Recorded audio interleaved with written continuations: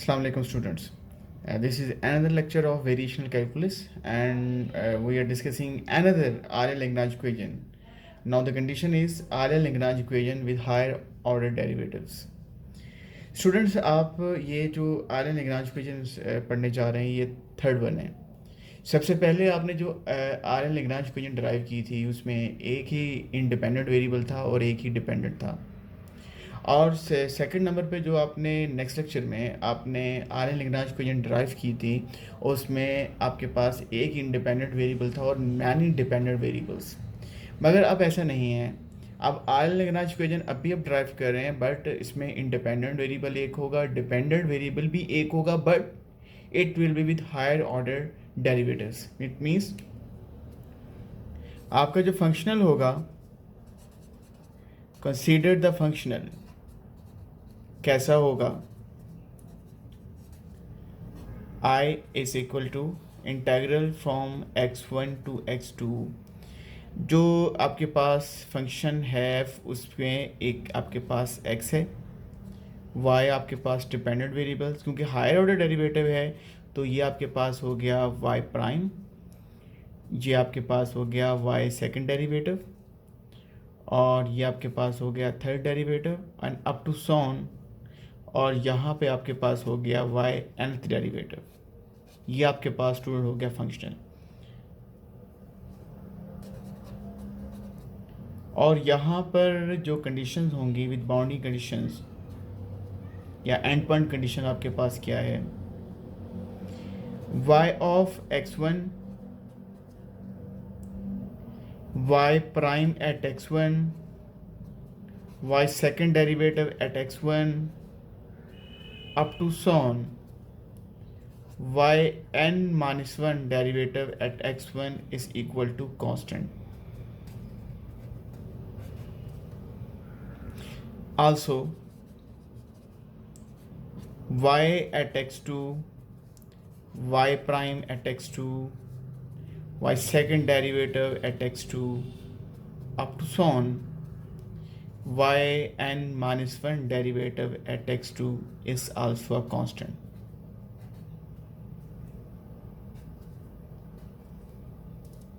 Okay अब ये तो आपके पास हो गया कि फंक्शनल किस टाइप का है और एंड पॉइंट कंडीशन जो है वो आपके पास कैसी हैं।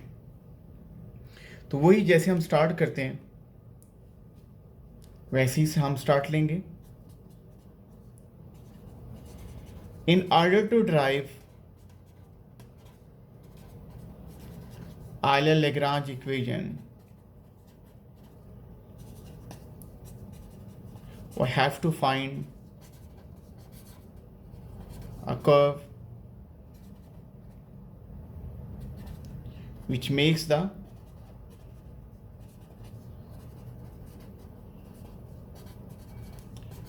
functional extremal.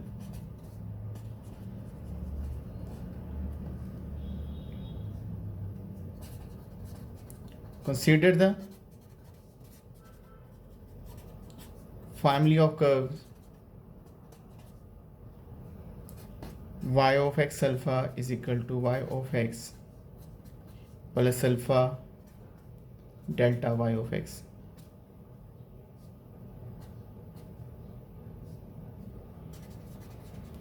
Where alpha is a parameter. इसको चेंज करते जाएंगे तो आपके पास डिफरेंट फैमिलीज, आपको पास डिफरेंट कर्व्स आपको मिलती जाएंगी। इसका मतलब ये है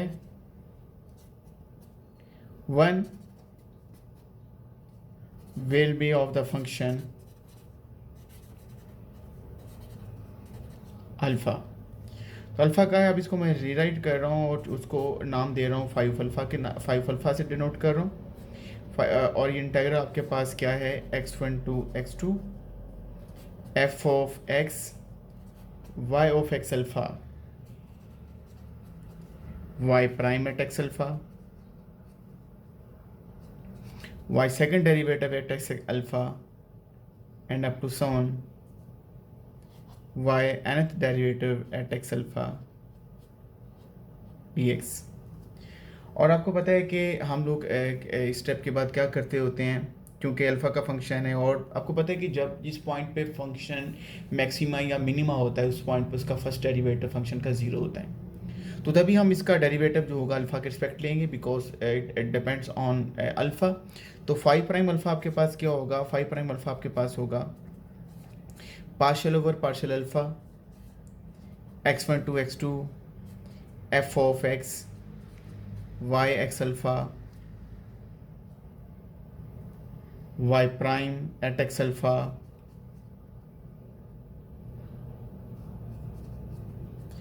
y second derivative at x alpha and nth derivative of y x alpha.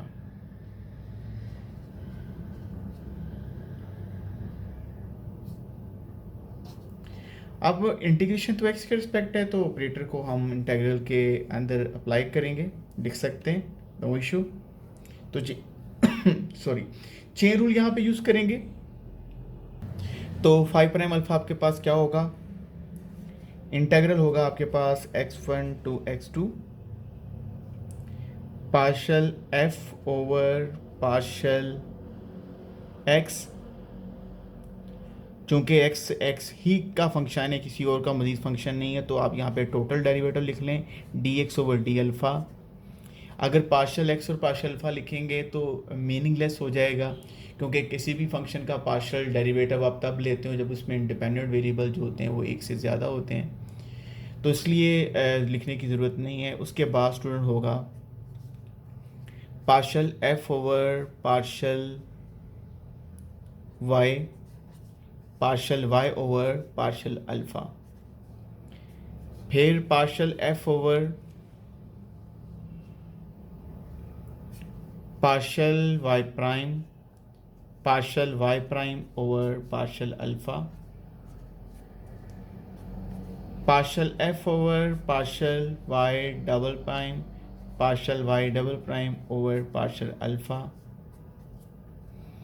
Partial f over partial y third derivative और partial y third derivative over partial alpha. उसके बाद आखिरी टर्म ले रहा हूँ, partial f over partial y n nth derivative होगा और partial y n nth derivative over partial alpha. तो हम डेरिवेटिव ले चुके हैं, बिल्कुल उसी थीम पे जा रहे हैं। आपका जो D x over D alpha होगा ये ज़ीरो है, क्योंकि एक्स अल्फ़ा का फंक्शन नहीं है, तो पहली टर्म जो होगी वो तो आपकी वैनिश कर जाएगी। और अब देखना ये है कि partial y over partial alpha क्या होगा। आपको पता है कि आपने जो फैमिली ऑफ कर्व ली थी वो थी y of x alpha is equal to y of x plus alpha delta y of x.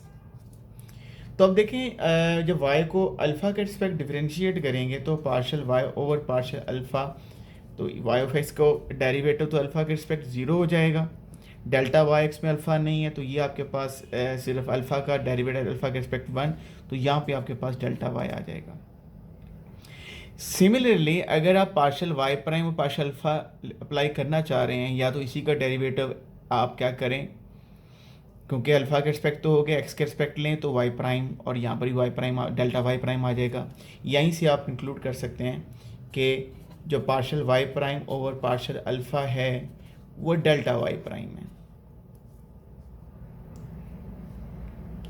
जो partial y double prime over partial alpha है वो डेल्टा वाई डबल प्राइम है। जितनी टर्म मैंने इसमें इन्वॉल्व की हैं उसको तो बताना पड़ेगा। अगर partial y third derivative over partial alpha है, इसको आप लिख दें डेल्टा वाई और यहाँ पे थर्ड डेरिवेटिव रिप्रेजेंट कर दें। इसके बाद पार्शल वाई और ये nth derivative over partial alpha है, यहाँ पे लिख दें डेल्टा वाई nth डेरिवेटिव। तो अब आपका फाइव प्राइम अल्फ़ा आपके पास किसके बराबर होगा, फाइव प्राइम अल्फ़ा आपके पास इक्वल होगा, इंटीग्रल होगा student from x1 to x2 partial f over partial y delta y, फिर होगा partial f over partial y prime, ये होगा delta y prime. Third term बनेगी partial f over partial y double derivative delta y double derivative. Fourth term होगी partial f over partial y third derivative delta y, third derivative, and last one partial f over partial y nth derivative, और यहाँ पे delta y और यहाँ पे क्या होगा nth derivative होगा, और इंटीग्रेशन हो रही है x के रिस्पेक्ट। अब आप अगर टर्म को काउंट करें, ये टर्म्स कितनी हैं, ये टर्म्स n+1 टर्म्स हैं। तो आपने n+1 टर्म में पहले टर्म्स को छोड़ के आपने रिमेनिंग n टर्म्स को इंटीग्रेशन बाय पार्ट्स करनी है, और इंटीग्रेशन बाय पार्ट्स में आपका जो सेकंड टर्म होगी सिर्फ एक दफ़ा इंटीग्रेशन बाय पार्ट्स होगी। जब तक डेल्टा y नहीं आएगा आप इंटीग्रेशन करते रहेंगे। थर्ड टर्म जो होगी वो 2 टाइम इंटीग्रेशन बाय पार्ट्स होंगी।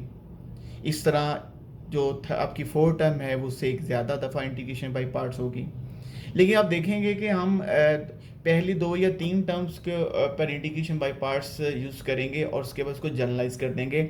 आप देखेंगे हमें आखिरी टर्म को प्रैक्टिकली नहीं करना पड़ेगा, सिर्फ हम उसका रिजल्ट डिड्यूस कर लेंगे सिमेट्री देखते हुए अपनी सेकंड टर्म, थर्ड टर्म और फोर्थ टर्म्स की इंटीग्रेशन बाय पार्ट्स को।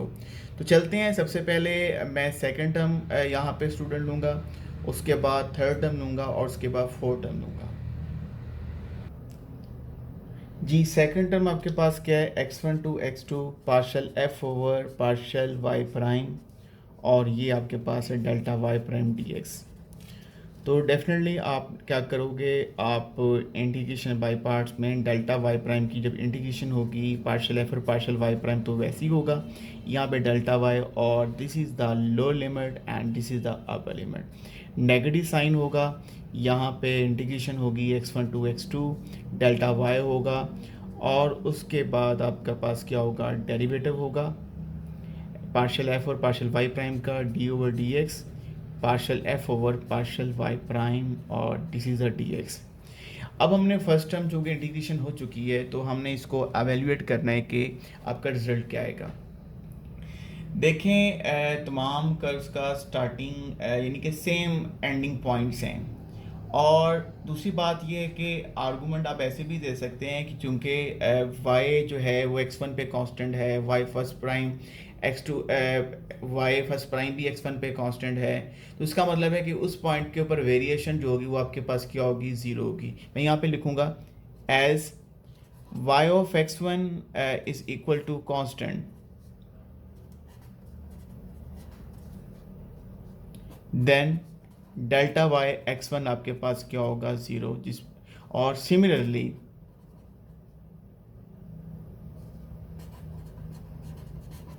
Delta y x2 is also equal to zero. तो फर्स्ट टर्म आपकी वैनिश कर जाएगी और आप इसको लिख लें minus integral x1 to x2 delta y,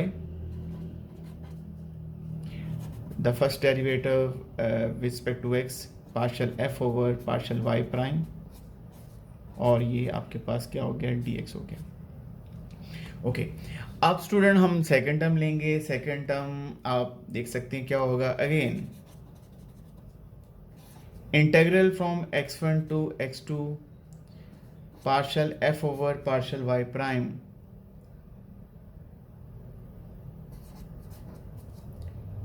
double prime, और यहाँ पे डेल्टा y क्योंकि उसका कर चुके हैं आप पहले से, delta double prime delta y dx। इसको कैसे करेंगे, अब ये इंटीग्रेशन आपको पता है कि 2 टाइम्स आपको चलना पड़ेगा। तो पहले होगा partial f over partial y double prime, और यहाँ पे डेल्टा y प्राइम हो जाएगा, और लिमिट्स होंगी x1 टू x2, माइनस का साइन आएगा, इंटीग्रल होगा फ्रॉम x1 टू x2, उसके बाद डेल्टा y प्राइम होगा और फर्स्ट डेरिवेटिव होगा partial f over partial y double prime का, और इंटीग्रेशन होगी x के रिस्पेक्ट। क्लास उसी आर्गूमेंट पे आपका डेल्टा y प्राइम x1 पे भी ज़ीरो है, x2 पे भी ज़ीरो है। क्यों, क्योंकि as y prime x1 is equal to constant, तो इसका मतलब क्या होगा, delta y prime at x1 is equal to zero, also delta y prime x2 is equal to zero. क्योंकि पहले आपने डिटेल से बता दिया है, तो अब आप ये कर सकते हैं कि थोड़ा सा शॉर्टली आप एक्सप्लेन कर सकते हैं। तो अगेन आपके पास इंटीग्रल बनेगा, पहली टर्म तो वैनिश हो जाएगी अपर और लो लिमिट पे, ये होगा नेगेटिव होगा लिमिट इंटीग्रल की लिमिट्स होंगी x1 to x2, delta y prime derivative respect to x और partial f over partial y double prime और दिस इज अ dx। देखिए मैंने आपको कहा था कि ये जो थर्ड टर्म है इसको अपने two part integration by parts करनी है, तब तक करनी है जब तक डेल्टा y ना आ जाए। तो अगेन इस पे नेक्स्ट स्टेप करते हैं।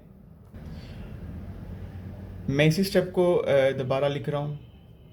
ये आपके पास स्टेप है, माइनस है, integral from x1 to x2 है, डेल्टा y प्राइम है, डेरिवेटिव है x के respect partial f over partial y double prime dx। तो जो ये ज़रूरी था ताकि आपने कंटिन्यूटी देखनी है कि इसके बाद अगला स्टेप क्या आ रहा है। अगेन इंटीग्रेशन बाई पार्ट्स में स्टूडेंट होगा ये, तो ये माइनस का साइन अब बड़ा इम्पॉर्टेंट है।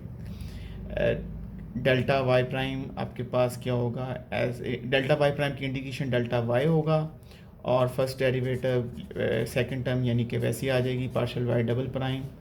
This is the low limit and this is the upper limit.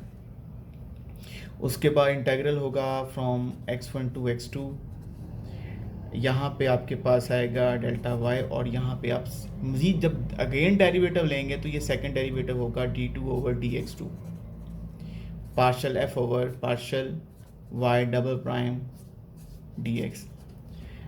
Again class हम डिस्कस कर चुके हैं कि डेल्टा वाई x1 पे भी ज़ीरो है, x2 पे भी ज़ीरो है।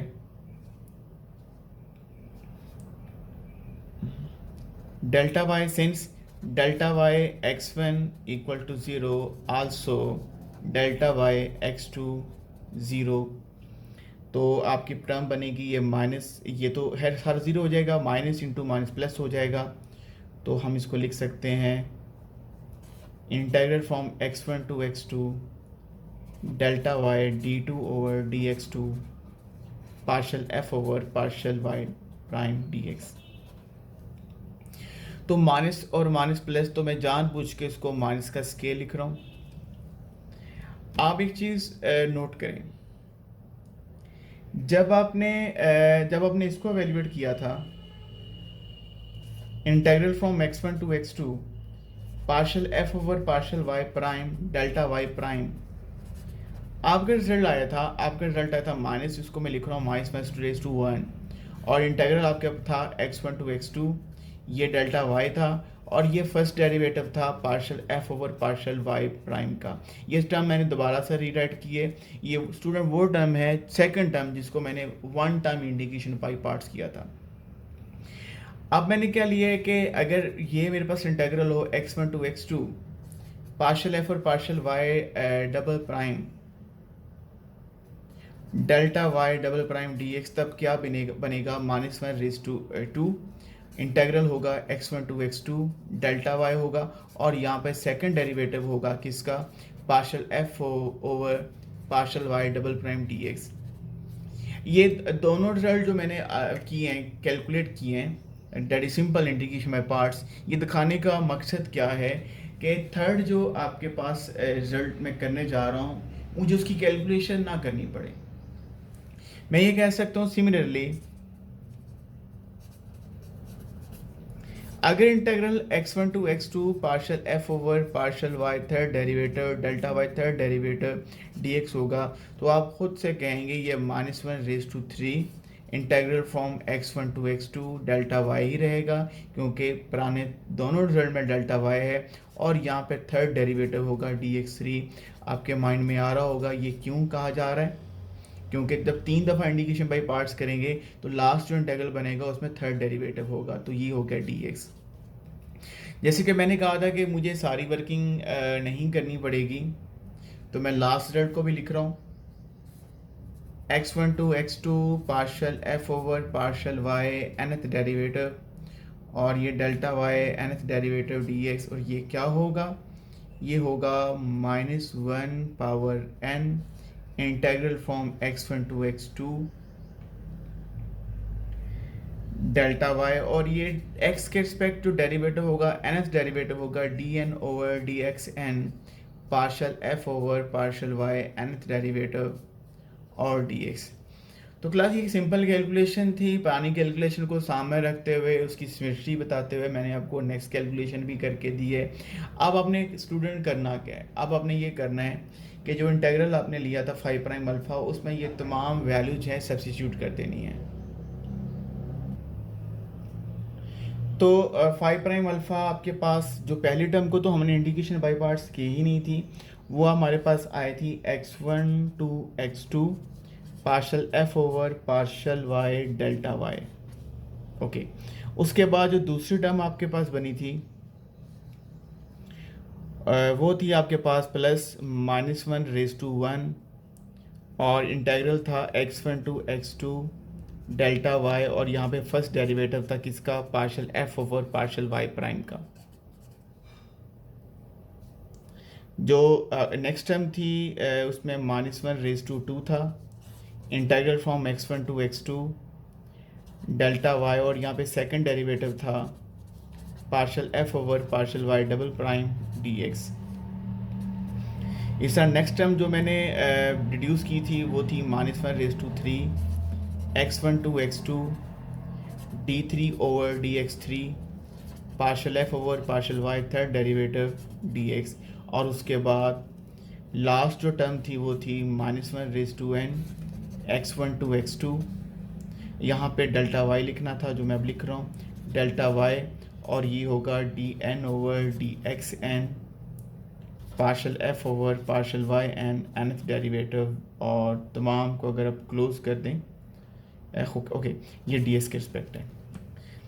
इसके बाद आपके पास ऐसा है कि आप एक ही इंटीग्रल लिखें, डेल्टा वाई सब में कॉमन करें, कॉमन लें, तो 5 प्राइम अल्फ़ा आपके पास क्या होगा, 5 प्राइम अल्फ़ा आपके पास होगा x1 टू x2, पहले आएगा partial F over partial y, फिर आएगा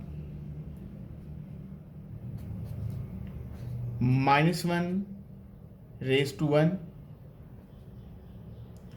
D over d x partial F over partial y prime, फिर आएगा -1 raise to 2 d2 over dx2 partial F over partial y double prime, फिर आपके पास आएगा -1 raise to 3 d3 over dx3 partial F over partial y third derivative, और last में student -1 raise to n dn over dxn partial F over partial Y nth derivative, और delta Y आपने common लिया। और फॉर एक्सट्रीमल कर्व होता क्या है, for extremal curve 5 prime alpha is equal to 0। तो इसी को रीराइट करूँगा और 5 प्राइम अल्फ़ा को मैं 0 के इक्वल कर दूंगा। जी नेक्स्ट रिजल्ट आपके पास क्या बन रहा है, नेक्स्ट जो इक्वेशन है वो है integral from x1 to x2 partial F over partial y -1 raise to 1 d over d x partial F over partial y prime -1 raise to 2 d2 over dx2 partial F over partial y double prime -1 raise to 3 d3 over dx3 partial F over partial y third derivative, और last में जो था -1 raise to n dn over dxn partial F over partial Y nth derivative delta y, और ये equal to क्या है, equal to 0। अब आपको पता है कि जो फंडामेंटल थ्योरम ऑफ कैलकुलस और वेरिएशन जो है वो बार बार इस्तेमाल हो रहे हैं, और मैं आपको बताता चलूँ ये जो आर्यल-लैग्रांज इक्वेशन है आपने टोटल 5 डिराइव करनी है। इस वक्त मैं थर्ड आर्यल-लैग्रांज इक्वेशन के ऊपर हूँ। अब fundamental theorem of variational calculus था क्या, कि अगर आपके पास मैं ये कहूँ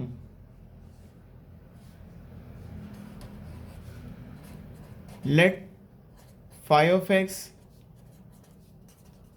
be continuous function in AB interval, eta of x arbitrary function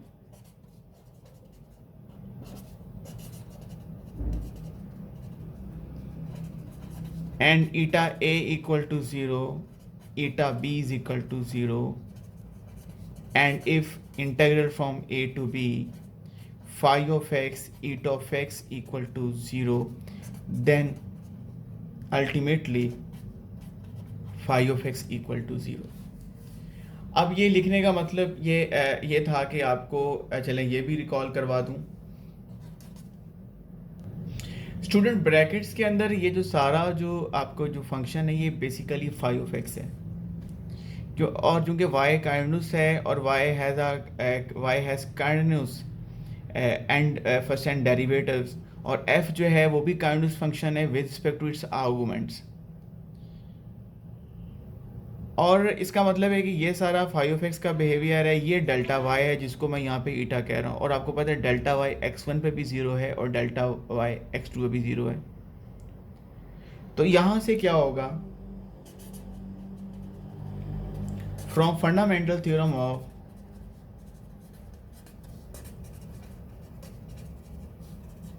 variational calculus,